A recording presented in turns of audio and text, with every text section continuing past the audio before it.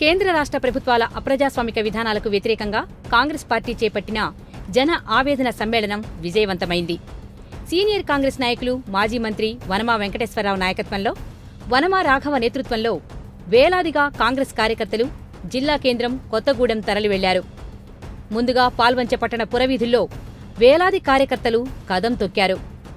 Bike మరియు auto rally నిర్వహించారు. ఈ ర్యాలీలో వనమా వెంకటేశ్వరరావు పాల్గొనటమే కాకుండా స్వయంగా బైక్ నడిపి కార్యకర్తల్లో ఉత్సాహం నింపారు. పాల్వంచ నుండే తన రాజకీయ ప్రస్థానాన్ని ప్రారంభించిన వనమా ఒక సర్పంచ్ స్థాయి నుండి ఒక్కో మెట్టు ఎక్కుతూ మంత్రిగా సేవలందించారు. కార్యకర్తలకు కొండంత అండగా నిలిచారు. వారి వారసుడిగా అడుగుపెట్టిన వనమా రాఘవ పార్టీకి యువనాయకత్వం అందించటమే కాకుండా తండ్రి వారసత్వాన్ని కొనసాగిస్తున్నారు.